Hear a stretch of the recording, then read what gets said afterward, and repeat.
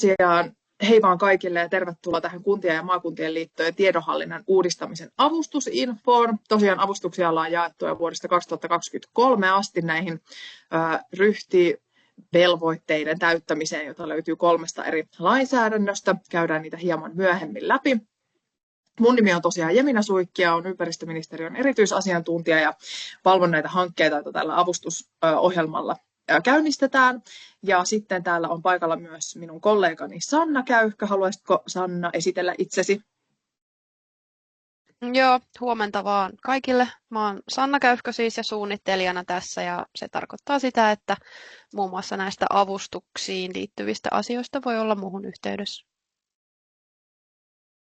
Hyvä. Tuonne esityksen loppuun tulee meidän molempien yhteystiedot ja Sanna tosiaan on tosiaan tässä näiden avustushankkeiden hallinnoinnissa ja näissä avustusteknisissä asioissa aina oikea ihminen neuvomaan teitä. Mutta lähdetään eteenpäin. Tosiaan nauhoituksesta puhuttiinkin tuossa jo. Meillä on tunti aikaa. Ja tosiaan tämän esityksen lopuksi otetaan kaikkia kysymyksiä ja laittakaa valmiiksi jo sinne chattiin teidän kysymyksiä, mitä herää. Ja pyritään sillä tavalla, että lopussa sit kaikkiin pystyttäisiin vastaamaan tämän aikataulun puitteissa. Ja näitä otetaan myös ylös sitten, jos sattuukin olla, että kaikkia kysymyksiä ei ehditä käymään läpi, niin palataan sitten kirjallisesti näihin. Että varsinkin jos on hakemisesta kyse ja joku asia on epäselvää, niin niihin löydetään kyllä kaikki aivan varmasti vastaukset. Tässä on vähän päivän sisältöä, mitä tänään käydään. Kerrotaan vähän, mikä tämä ylipäätään tämä digitalisaatio-uudistuksen toimeenpanon avustaminen on, mitä toimenpiteitä voidaan avustaa, mitkä sen avustuksen myöntämisen edellytykset on, millaisia hakukriteereitä tällä 4. hakukierroksella on. Meillä on tosiaan ollut 3 aiempaa hakukierrosta ja meidän kriteerit on saattanut hieman muovautua sitten tämän myötä, mitä me ollaan niissä aiemmissa hakukierroksissa sitten opittu mekin niin kuin avustuksen myöntäjän puolelta. Sitten Sanna kertoo vähän, että mikä tämä yhteishankkeiden toiminta on. Meillä on tosiaan ehtona se, että näissä hankkeissa on vähintään 3 kuntaa tai 2 maakuntien liittoa mukana. Ja sitten lopussa on vielä linkit tähän avustuksen hakemiseen ja tarkemmat ohjeet, että mitä tulee tehdä. No, tämä tiedonhallinnan uudistaminen, niin ne keskeiset muutokset, mitä kunnille ja maakuntien liitoille tulee, niin ei tietystikään ole pelkästään se, että pitää sinne ryhtijärjestelmään toimittaa sitä tietoa, mutta tosiaan, että tämä luvituksen ja kaavoituksen tiedon tuottaminen tapahtuisi näissä yhteisesti sovituissa kansallisessa tietomallin muodossa. Ja näistähän tosiaan ainakin kaavatietomalli löytyy yhteentoimivuusalueelta hyväksyttynä, mutta luvituksessa on vielä kehitystä sen verran kesken, että sitä ei ole ihan hyväksytty. Toki meillä on tällä hetkellä hankkeita, jotka tekee sitten testausta näiden tietomallien toimivuudesta ja antaa siitä myöskin palautetta. Ja yhteentoimivuustyö on myös ollut hyvinkin laaja ja pitkäaikaista ja tapahtunut jo paljon ennen ryhtihanketta ja ei ole pelkästään niin kuin ryhtihankkeen ympäristöministeriön johtamaa, vaan sitä tehdään kentällä yhteistyössä. Sitten tosiaan se tiedon toimittamisvelvoite on sinne kansalliseen tietojärjestelmään, eli ryhtijärjestelmään, jota Syke ylläpitää. Sitten prosessit ja toimintatavat saattaa tämän myötä muuttua hieman, koska tulee niitä tiedon toimittamisvelvoitteita, mutta niitä myöskin vähenee, että aina sitten yhteen viranomaiseen ei tarvitse useampaan viranomaisen lähettää niitä tietoja erikseen, vaan ryhdin kautta sitten kulkeutuu ne tiedot muille viranomaisille sitä kautta.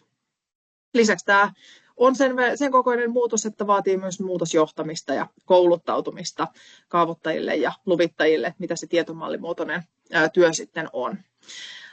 Toki nämä tietomallimuotoisuus ei ole mikään niin kuin uusi asia, varsinkaan luvituksessa. Tietomallihan siellä nytkin on ollut näissä lupapisteissä ja muissa pohjalla. Ja esimerkiksi maakuntakaavoitustakin ollaan tehty hyvin pitkälti HAME-tietomallilla, että muutos ei välttämättä ole samankokoinen ja yhtä iso kaikille organisaatioille ja kaikille asiantuntijoille.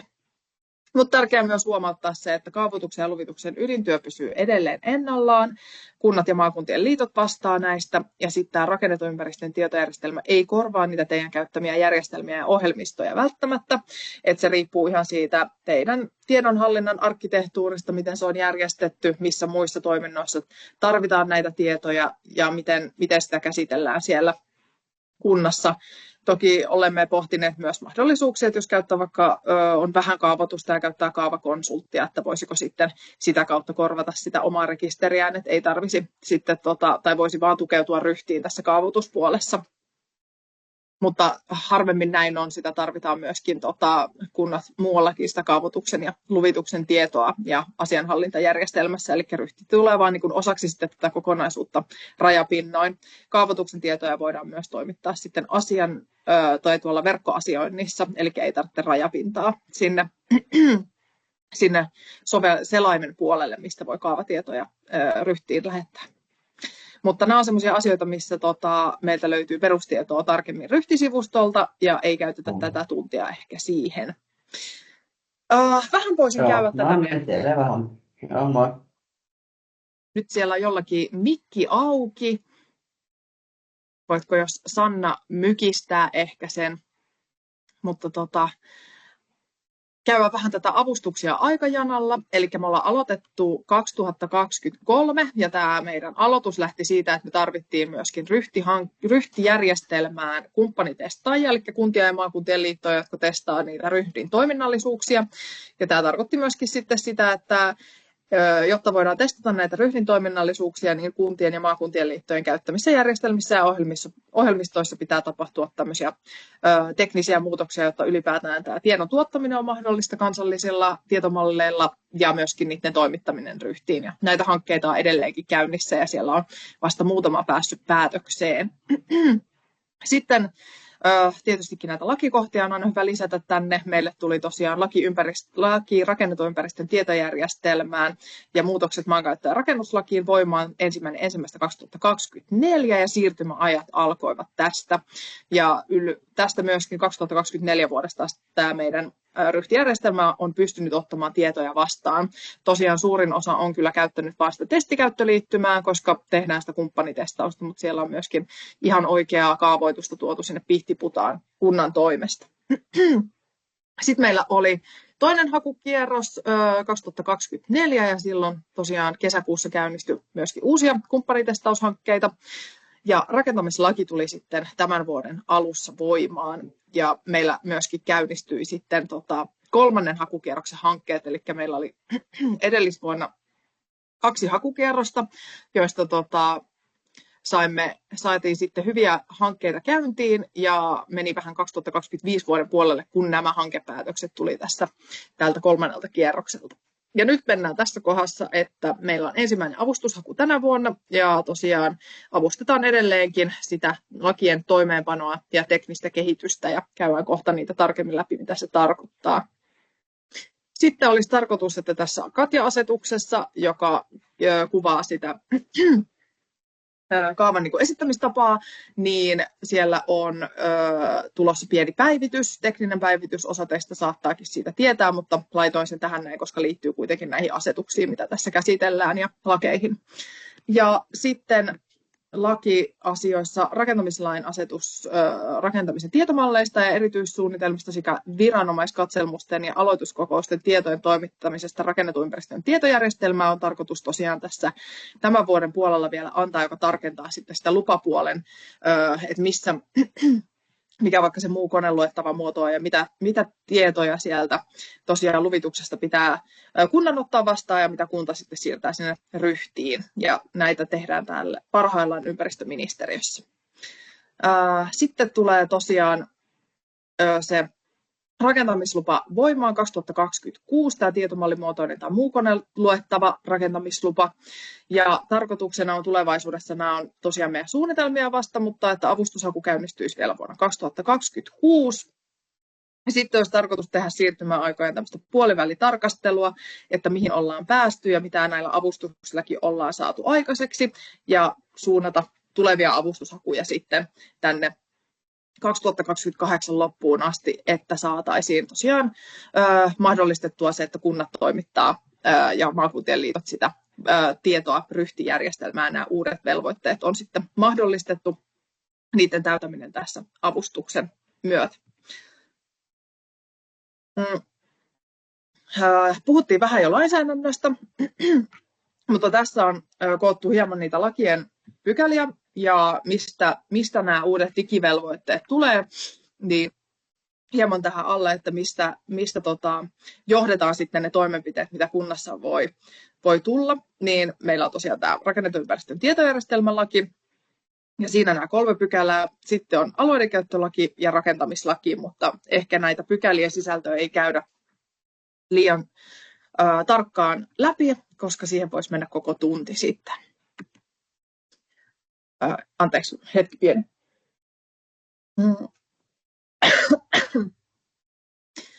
Tämä maakuntien ja kuntien siirtymärahoitus koostuu tämmöisistä kokonaisuuksista.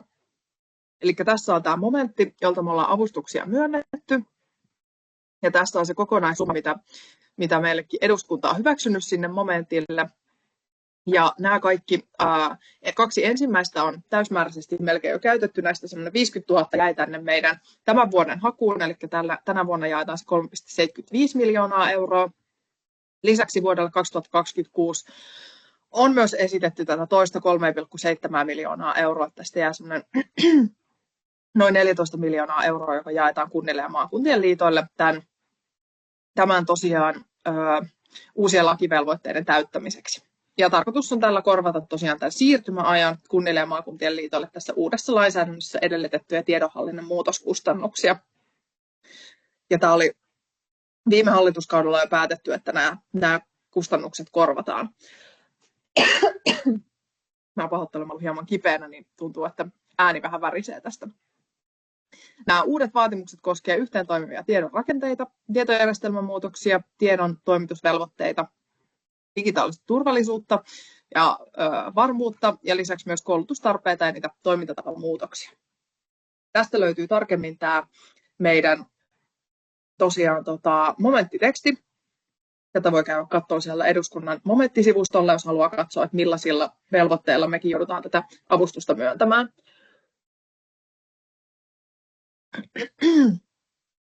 Että tämä momentti määrittää hyvin pitkälti sitä, että miten nämä meidän hakukriteeritkin muodostuvat. No mitä avustuksen myöntämisen edellytyksiä on? Tosiaan avustus on tarkoitettu ainoastaan Manner-Suomen kunnille ja maakuntien liitoille. Ja he voivat olla ainoastaan avustuksen hakijoita ja saajia. Ja avustusta haetaan useamman kunnan tai maakuntien liittojen ryhmänä. Eli joko tosiaan 3 kuntaa minimissään tai 2 enemmänkin saa olla. Ja tosiaan nämä tehtävät toimenpiteet näissä hankkeissa tulee perustua rakennetun ympäristön tietojärjestelmälain, rakentamislain, alueidenkäyttölain uusien digivelvoitteiden aiheuttamien välttämättömien muutosten toteuttamiseen. Ja tosiaan niiden tulee olla tarpeellisia ja mahdollistaa myöskin se, että se rakennetun ympäristön tietojärjestelmän käyttöönotto ja tietomallimuotoisen tiedon tuottaminen on mahdollista sitten hankkeen päätyttyä. Ja hankkeiden lopputuloksena näiden osallistuvien kuntien tulisi sitten ottaa tämä ryhtijärjestelmä käyttöön ja toimittaa sitten sitä tietoa sinne tulevissa prosesseissaan, olisi sitten kaavoitusta tai luvitusta koskevaa. Avustuksen käyttökohteet, mihin tätä avustusta voidaan myöntää, niin on jaettu 3 tämmöiseen kategoriaan. Yksi niistä on tosiaan ne rakennetun ympäristön tietojärjestelmään liittymiseen kuuluvat järjestelmämuutokset ja hankinnat. Nämä tosiaan tarkoittaa niitä, että tietokantoja muutetaan niissä teidän käyttämissä ohjelmistoissa ja työkaluissa ja luodaan sitten rajapintoja sinne ryhtiin. Teillä saattaa olla semmoisia sopimuspohjia jo tällä hetkellä, joka mahdollistaa tosiaan sen, että voitte vaikka tilata puitesopimuksen kautta tämmöisiä teknisiä kehitystoimenpiteitä tai uusia versioita, tai sitten kyseessä voi olla myös se, että joudutte hankkimaan ihan uusia järjestelmiä tai ohjelmistoja. Ja sitten tässä haluan täsmentää sen, että kokonaista uutta järjestelmäperhettä tai arkkitehtuurin uusimista me ei pystytä tällä rahalla korvaamaan, koska se ei tulisi riittämään missään nimessä kaikille. Eli sieltä pitäisi löytää sitten eroteltuna ne ryhdin aiheuttamat niin kuin versiokustannukset tai näiden uusien lakien aiheuttamat uudet digitalisaatiokustannukset.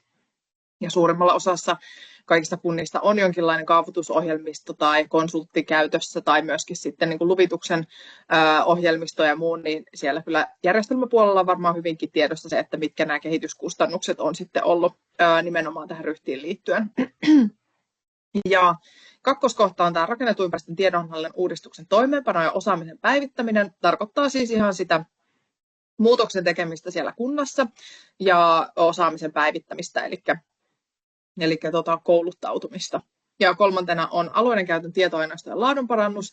Tätä me ollaan haluttu sen takia avustaa pienellä summalla, koska tämä on laajempi Suomen tavoite myöskin, että me saataisiin meidän kaava-aineisto digitaalisessa muodossa saataville, tietystikin tietoturvallisesti niin, että siellä on katsottu ne kohdat, mitä ei pystytä avoimesti laittamaan karttapalveluun, mutta siltä osin kuitenkin, että saataisiin tarkka kuva Suomen kaavoista digitaalisessa muodossa, joko siinä voukamuodossa tai sitten tietomallimuodossa, ja sitten se löytyisi yhdestä paikkaa myöskin, mutta tämä on todisteltu olevan aika kallista ja manuaalista työtä, kun meillä on muutamia pilotteja ollut, niin tämä avustussumma ei tule riittämään sille, että jos jokainen kunta hakisi tätä, niin tätä halutaan avustaa sillä tavalla, että tämä on osa muuta hanketta, vaikka että yritetään muuttaa niitä kaavoja siihen tai opetellaan kaavatietomallia, samalla muutetaan vaikka vanhoja kaavoja siihen kaavatietomallimuotoon tai vuokamuotoon. Eli saa tehdä myöskin sitä aineiston laadunparannusta muiden hankkeiden yhteydessä. Sitten hieman tarkennuksia kunnille ja maakuntien liitoille. Tosiaan kun otettavat niitä päivityksiä käyttöön ohjelmistoihin ja tietojärjestelmiin, tai jopa yhteiskehittävät niitä, niin kuin näissä aiemmissa hankkeissa melkein kaikki hankkeet on yhteiskehittänyt tätä ryhti yhteen toimivaa järjestelmää tai ohjelmistoa. Niin täällä on tämmöisiä hyvä muistaa asioita, on tosiaan se, että se tukeutuu se kehitystyö siihen ryhdin rajapintakuvauksiin ja näihin yhteisiin tietomalleihin, mitä löytyy yhteentoimivuusalustalta. Ja tosiaan se, että se kehitettävä ratkaisu lähtökohtaisesti sen tarkoitus on sujuvoittaa sitä tiedonhallintaa ja soveltua siihen organisaation toiminnan laajuuteen. Eli se, että välttämättä kaikille ei ole tarpeen olla ihan niin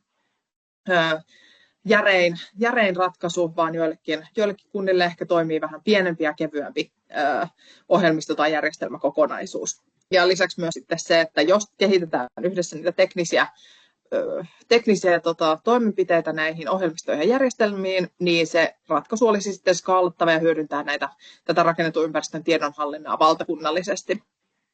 Ja myöskin tämä tarkoittaa, että meillä on tämmöinen tulosten jakamisen periaate, että kunnilta ja maakuntien liitoilta ei saa ottaa näistä teknistä kyvykkyyttä luovista hankkeista uudelleen pelottaa, vaan se, että nämä uusimmat versiot, mitä sieltä sitten tulee ja muodostuu, niin niitä kehityskustannuksia ei saa uudestaan ottaa kunnilta. Ja tosiaan kehitettävän ratkaisun pitää olla tietoturvallinen ja se tiedonsiirto tehdään palveluväylää hyödyntäen. Ja tuosta skaalattavuudesta olikin jo maininta, nyt se on valitettavasti 2 kertaa. Sitten mikä on tämä rakennetun ympäristön tiedonhallinnan uudistuksen toimeenpano ja osaamisen päivittämiskohta, niin tosiaan se, että muutoksethan ei ole pelkästään vain teknisiä, vaan myös toimintatavat ja se osaaminen päivittyy. Ja tehtäviä, mitä tästä saattaa tulla, on nimenomaan se, että se henkilöstön osaaminen päivitetään. Muutoksen toimeenpanoa tulee suunnitella, että siihen pitää löytyä kyllä suunnitelma ja henkilöstökin, joka sen siellä kunnassa ja maakuntien liitossa tekee. Ja ihan sitten konkreettisesti sen muutoksen suorittamiseen ja organisaatioiden yhteistoimintaan, niin näistä tulee kustannuksia hankkeelle aivan varmana, niin ne on myös tukikelpoisia. Ja tässä hieman myöskin mainitaan näistä alueidenkäytön tietoaineistojen laadun parannuksen ehdosta on se, että tosiaan keskeinen sisältö ei voi olla se tietoaineistojen laadun parantaminen, vaan tulee pyrkiä myöskin siihen ryhdin käyttöön. Ja jos tätä alueiden käytön laadun parannusta tehdään, eli näitä kaavoja muutetaan siihen digitaaliseen kaavatietomallimuotoon tai voukamuotoon, niin sitten ne tulisi myös toimittaa ryhtijärjestelmään.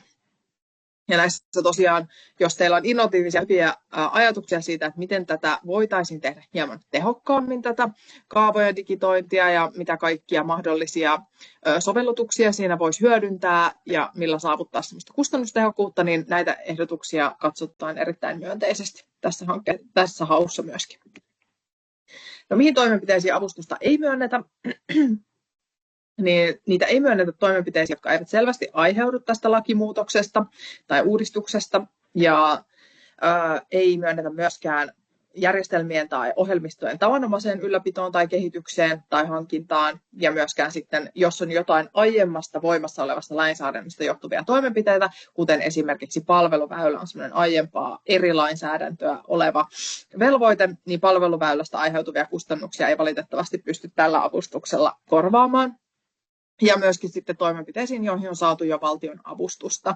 Eli jos on ollut vaikka jo aiempia hankkeita, joihin on myönnetty valtion avustusta, niin niin toimenpiteisiin ei sitten uudestaan voi avustusta valitettavasti hakea.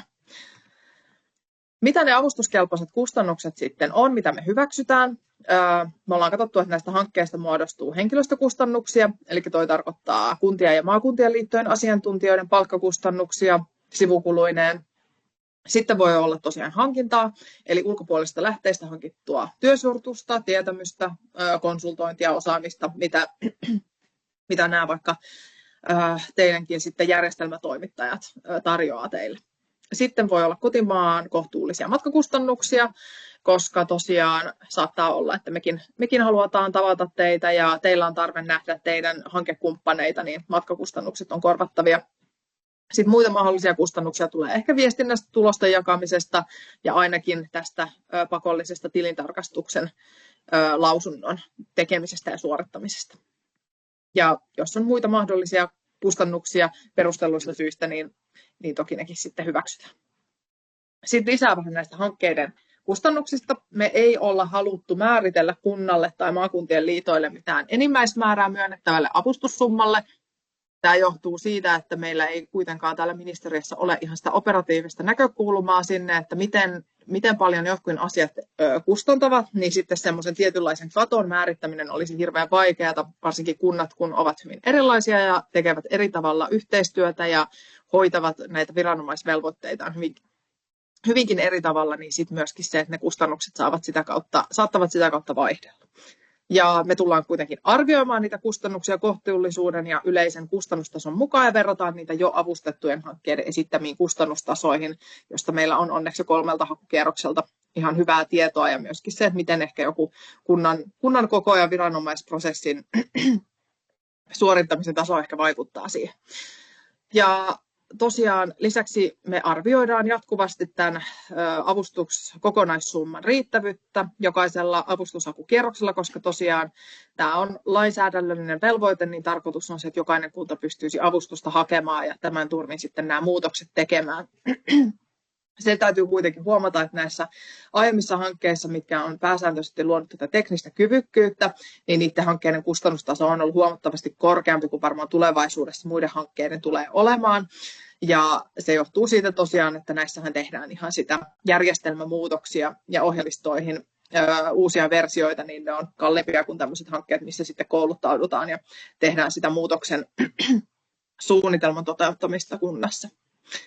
Ja tosiaan rakennetun ympäristön tiedonhallinnan näiden toimintamallien ja asiantuntijoiden osaamisen päivittämisen hankkeessa tämmöinen organisaatiokohtainen hintataso on arvioitu olevan jotain 5 ja 30 000 euron välillä. Me ei tiedetä, että meneekö kaikki hankkeet ehkä tuohon, mutta tämä on ehkä muodostunut näissä aiemmissa hakukierroksissa, kun me ollaan viime hakukierroksella pystytty tätä toimeenpanevaa osaa myöskin avustamaan, niin siellä on ehkä tuommoinen muodostunut, mutta tämä ei myöskään ole mikään kiveen hakattu. Mutta tätä meiltä kysytään tosi usein, niin sitten tämmöinen hintahaarukka on pystytty antamaan sen perusteella. Ja avustuksen käyttö tosiaan velvoittaa hankintalain mukaisiin hankintoihin, mutta tämähän on kunnille hyvinkin tuttua jo aiemmin, että hankinnat suoritetaan hankintalain mukaisina. Ja tosiaan ympäristöministeriö korvaa avustuksella arvonlisäverottomat kustannukset pelkästään. Ne kyllä meille siis ilmoitetaan alvin kanssa, mutta kustannuksista korvataan vaan ne alvittomat kustannukset. Ja ympäristöministeriö voi myöntää avustusta haettua vähemmän myöskin, eli ollaan haluttu aiemmilla kierroksilla käynnistää hankkeita, mutta siellä on saattanut olla meidän mielestä kustannukset ehkä hieman korkeammat, mitä ollaan pystytty avustamaan tai löydetty ehkä tai havaittu, että välttämättä kaikki ei ole niin välttämättömiä toimenpiteitä, niin sitten ollaan saatettu myöntää hieman vähemmän avustusta. Hakemusten arviointikriteerit, eli me arvioidaan näitä hankkeita ympäristöministeriön ja Suomen ympäristökeskuksen asiantuntijoista koostuvan arviointiryhmän kesken. Jokainen tekee tietysti arvioinnin itse ja sen jälkeen sitten katsotaan millaisiin tuloksiin päästään. Meillä on vähimmäiskriteerit, jotka arvioidaan asteikolla täyttää tai ei täytä. Ja jos hanke ei täytä niitä vähimmäiskriteereitä, niin sitä ei sitten jatkoarvioida tämän kokonaisarvioinnin kautta. Ja sitten kokonaisarviointia tullaan tekemään useamman kriteerin kautta, ja se tehdään asteikolla 1-5, jossa 1 merkitsee vaatimusten heikkoa toteuttavuutta ja 5 tietystikin sitä kiitettävää täyttymistä. Ja kustannuksia tosiaan arvioidaan sen kohtuullisuuden näkökulmasta ja suhteutetaan sitten yleiseen hintatasoon ja muiden muiden hankkeiden esittämiin suunnitelmiin tällä ja aiemmilla hakukierroksilla. Jos katsotaan niitä kriteereitä hieman tarkemmin, niin vähimmäiskriteerit on se, että mitkä tulee täyttyä, niin on tosiaan se, että on noudatettu annettuja ohjeita, sisältyy kaikki pakolliset tiedot, että ylipäätään pystytään tätä hakemusta arvioida, ja tosiaan toimenpiteet on määritelty tarkasti työpaketteihin ja niiden resurssit on esitetty selkeästi. Sitten hakemuksen tulisi sisältää ne välttämättömät toimenpiteet, joilla varmistetaan uusien tietomuotojen käyttöönotto ja tietojen toimittaminen rakennetun ympäristön tietojärjestelmään siirtymäaikojen puitteissa. Eli se, että lopputuloksena pitäisi pystyä sitten ottamaan tuo ryhtijärjestelmä käyttöön. Sitten kun katsotaan niitä kokonaisarviointia, niin meillä on hakijoille muutama oma kohta ja sitten toiminnan toteutukselle. Tällä hakukierroksella ollaan haluttu priorisoida, tai tulevillakin varmaan tämä uusien hakijoiden priorisointi, koska tosiaan lakisääteiset muutokset, niin se, että yksi kunta saisi monta kertaa avustusta, asettaa ehkä muut kunnat sitten epätasa-arvoiseen asemaan siinä, että kaikkien tulisi olla mahdollisuus hakea tätä avustusta ja saada sitten, jotta näitä toimenpiteitä pystytään siellä kunnassa tekemään. Eli etusijalla tässä arvioinnissa on ne hankkeet, jossa on mukana kunnat ja maakuntien liitot, jotka ei ole saaneet aiemmilla hakukierroksilla avustusta tämän tiedonhallinnan uudistamiseen. Tätä ei erikseen pisteytetä, mutta jos hanke tosiaan menestyy siellä pisteytyksessä, niin näitä hankkeita priorisoimaan, missä on uusia kuntia. Sitten tämä kohta pisteytetään, eli hankkeen toteuttajajoukko on monipuolinen ja osapuolien yhteistyö lisää hankkeen todellista vaikuttavuutta. Siellä on kohta hakulomakkeella, missä pääsee nimenomaan perustelemaan, että minkä takia tässä hankkeessa on juuri nämä kunnat mukana ja miten se sitten parantaa tämän hankkeen vaikuttavuutta. Sitten tosiaan hankkeen toteutuksesta, eli toimenpiteet on esitetty selkeästi ja toteutussuunnitelma on realistinen. Hakijalla on myöskin suunnitelma toimenpiteiden seurantaan ja riskien hallintaan. Sitten jos katsotaan vähän tavoitteita ja vaikuttavuutta, niin tarkoitus olisi se, että esitetty ratkaisu sujuvoittaa sitä rakennetun ympäristön tiedonhallintaa. Eli tämä tarkoittaa se, että se voi olla joko organisaatiokohtaisesti, että te pystytte hankkeen ratkaisulla tosiaan sujuvoittamaan sitä omaa tiedonhallintaa, tai sitten voidaan tehdä myös jotain laajempaa valtakunnallistakin sujuvoittamista siinä, jos tehdään vaikka näitä teknisen kehityksen hankkeita. Ja nämä hankkeen toimenpiteet mahdollistaa pysyvän muutoksen, jolla organisaation toimintatavat päivitetään vastaamaan uutta lainsäädäntöä. Eli nimenomaan se, että sieltä löytyy osoitus siitä, että tähän on osallistettu kunnissa niitä oikeita henkilöitä. Ja myöskin tehty semmoinen pysyvä suunnitelma siitä, että miten ruvetaan nyt uudella tavalla tuottamaan sitä tietoa ja toimittamaan ryhtijärjestelmään.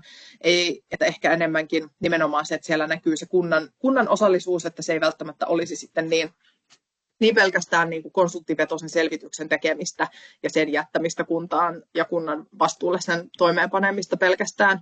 Eli myöskin se, että siellä sitten mahdollistetaan ne pysyvät muutokset. Ja myöskin se, että se esitetty ratkaisu on suhteutettu hankkeessa mukana olevien kuntien ja maakuntien liittojen aiottuun muutostarpeeseen ja tavoitetasoon.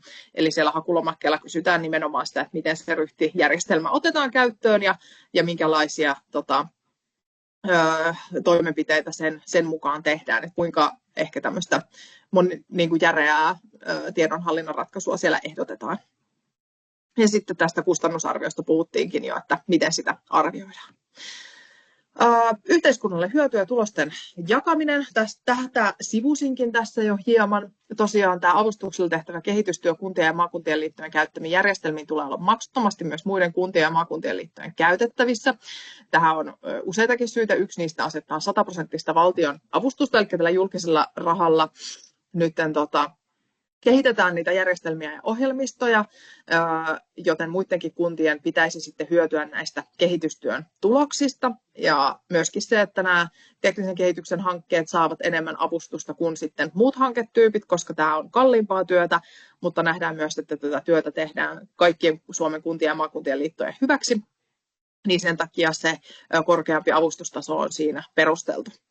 Ja tosiaan näissä yhteiskehittämisissä varmistetaan se, että valtakunnallisessa siirtymävaiheessa nämä muutkin kunnat ja maakuntien liitot sit hyötyy näistä tuotoksista. Ja tosiaan ei saa periä uudelleen maksua näistä. Toki hankkeessa toki kunnalla voi olla asiakaskohtaisia räätälöintejä ja käyttöönottoa ja kouluttautumista, mikä ei sit liity tähän tulosten jakamisen periaatteeseen. vaan sitten tosiaan ne on erillisiä tuettavia asioita. Ja tosiaan nämä hankkeessa syntyneet tulokset, kuten järjestelmä- ja ohjelmistoversiot, käyttötapaukset, ratkaisukuvaukset, vakioinnit ja toimintamallit tulisi sitten jakaa avoimesti kaikille muillekin, että tämä olisi nimenomaan sellaista yhteiskehittämistä, mitä tässä tehdään. Ja tämä täytyy muistaa se, että tämä koskee nimenomaan niitä hankkeita, jotka tekee sitä teknistä kyvykkyyttä luo näihin ohjelmistoihin ja järjestelmiin. Teillä osalla saattaa olla muunlainen hanketyyppi mielessä, eli ei jos tarpeen tehdä tätä, niin tämä ei sinänsä koske teitä. Toki lopputulokset, ja jos te kehitätte siellä jonkinlaisia ohjeita tai malleja, niin niiden jakaminen koskee toki sitten kaikkia muitakin. Aiempien hakukierrosten hankkeet, nämä voi olla mielenkiintoisia tutustua. Me ollaan tosiaan avustettu jo noin 6,5 miljoonalla eurolla 3 hakukierroksella hankkeita, jossa on kehitetty nimenomaan niitä työkaluja, joita voidaan ruveta ottaa nyt tässä tulevassa vaiheessa käyttöön. Ja tosiaan näiden aiempien hankkeiden tarkoituksena on tosiaan saada aikaan niitä yhteensopivia ohjelmistoja ja järjestelmiä, joilla sitten pystytään ylipäätään teknisesti nämä uudet velvoitteet mahdollistamaan. Ja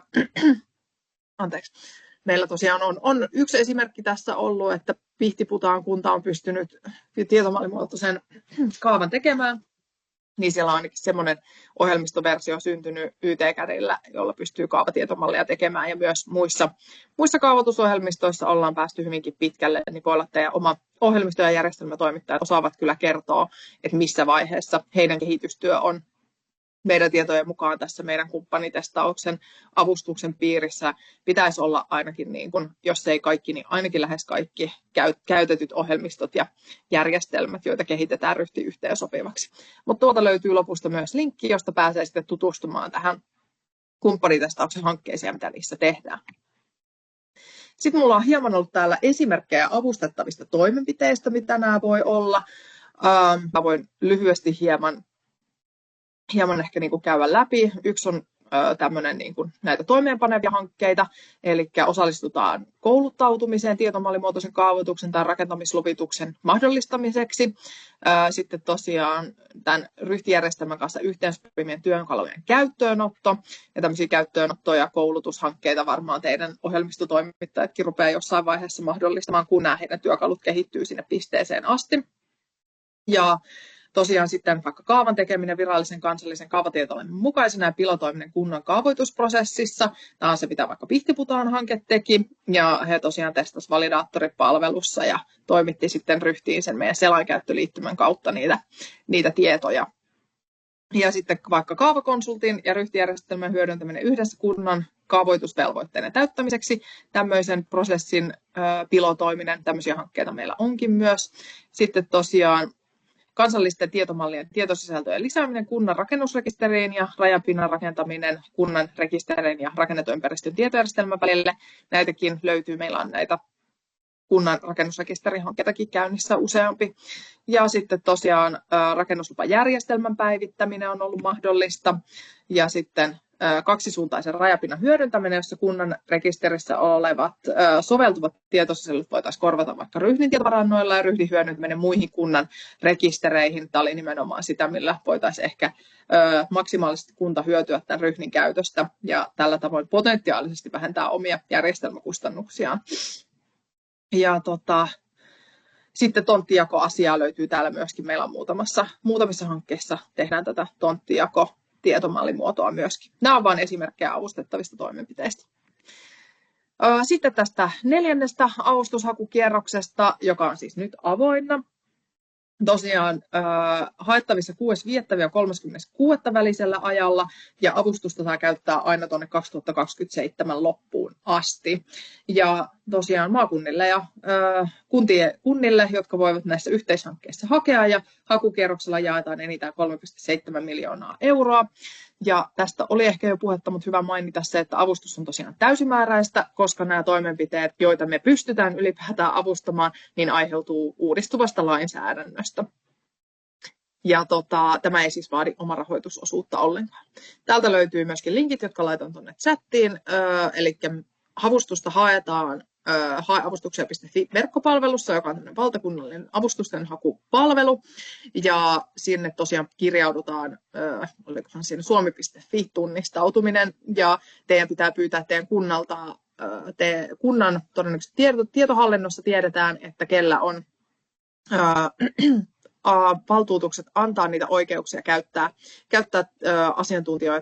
asiantuntijoita käyttää tätä hakupalvelua omissa nimissään, niin tämä kannattaa hoitaa kuntoon mahdollisimman nopeasti, niin päästä sitä lomaketta katsomaan sieltä. Ja tänne tosiaan kunta voi valtuuttaa ainoastaan käsittääkseni oman kunnan niin kuin asiantuntijan täyttämään sen hakulomakkeen ja sitten hyväksymään. Meillä on myöskin opas avustuksen hakemiseen ja käyttöön. Täältä löytyy tarkempia tietoja, johon kannattaa tutustua ennen avustuksen hakemista. Lisäksi, jos kaikkeen ei välttämättä vastauksia löydy, mutta me ollaan myös kerätty tämmöistä UKK-listaa ympäristöministeriön sivuille, josta löytyy ainakin tämmöisiä yleisesti esitettyjä kysymyksiä meille. Sitten mä antaisin tässä vaiheessa Sannalle puheenvuoron näistä meidän yhteishankkeista, jotka on aiemmin aiheuttanut meille ainakin kysymyksiä, niin ole hyvä, Sanna. Joo, eli tosiaan, kuten tässä on jo useamman kerran todettu, niin nämä tulee toteuttaa sellaisena yhteishankkeena, jossa on mukana vähintään 3 kuntaa tai 2 maakuntien liittoa. Ja tämä mahdollinen yrityskumppani ei voi olla yhteishankkeen osapuoli, vaan siinä on kyse ihan ostopalvelusta sitten. Seuraava. Mulla ei... Laitatko Jemina no niin, kiitos.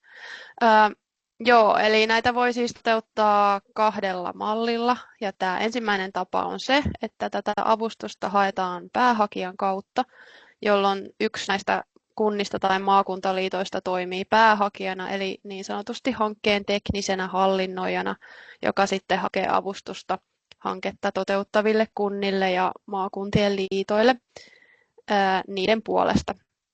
Ja nämä osapuolet sitten valtuuttaa tämän päähakijan asioimaan asiamiehenä puolestaan, ja tämä todetaan valtakirjalla. Päähakija hoitaa hakemiseen ja raportointiin liittyvät tehtävät kaikkien osapuolten puolesta, ja myöskin tämä tulee todeta siellä valtakirjalla, ja kannattaa huomioida se, että kellä siellä kunnassa on mahdollisuuksia antaa tällaisia valtakirjoja, että sen allekirjoittaa sitten siihen sopiva henkilö. Ja tätä valtakirjaa ei välttämättä tarvitse olla siellä hakemuksella vielä tämän hakuajan puitteissa, vaan sen voi täydentää sinne sitten myös hakuajan jälkeen.